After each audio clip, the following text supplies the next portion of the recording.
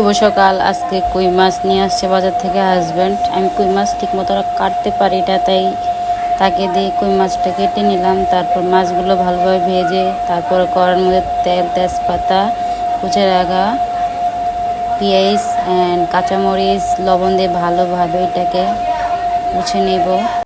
এটাকে ভালোভাবে লাল লাল করে ভেজে নেব কিছুক্ষণ। পেঁয়াজটাকে ভালোভাবে লাল করে নেব। কই মাছ বেশি একটা আমার একটা পছন্দ না, কই মাছ বেশি একটা পছন্দ করি না, কাটতেও পারি না, দেখতেও কেমন একটা লাগে। ভালোভাবে লাল করে ভেজে নিয়ে পেঁয়াজের মধ্যে এখন আমি দিয়ে দিব রসুন বাটা। রসুন বাটাকে ভালোভাবে কষিয়ে তারপর এটার মধ্যে দিয়ে দেবো হলুদের গুঁড়ো পরিমাপ মতো, গুঁড়ো দিয়ে তারপর একটু লবণ দিয়ে ভালোভাবে কষিয়ে নিব। কষানোর জন্য আমি একটু জল ব্যবহার করব।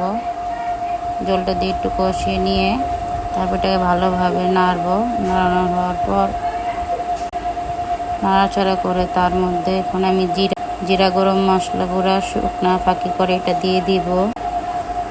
তারপর দিয়ে দেবো ভেজে রাখা মাছগুলো, কই মাছের ভুনা রান্না করতেছি আজকে পেঁয়াজ দিয়ে। আমার বেশি একটা ভালো লাগে না, বাট আমার হাজব্যান্ডের কই মাছের ভুনা অনেক পছন্দ। আমি আজকে আমার জন্য রান্না করছি করলা ভাজি, তারপর করলার ডাল, তারপর ডিম ভুনা।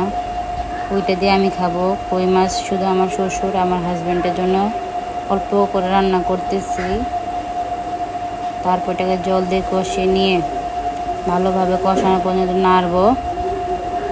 তারপর পরিমাপ মতো লবণ দেখে তারপর নামিয়ে নিয়ে রেডি আমার কই মাছ ভুনা। গরিবের রান্না, তাই খুব সাধারণভাবে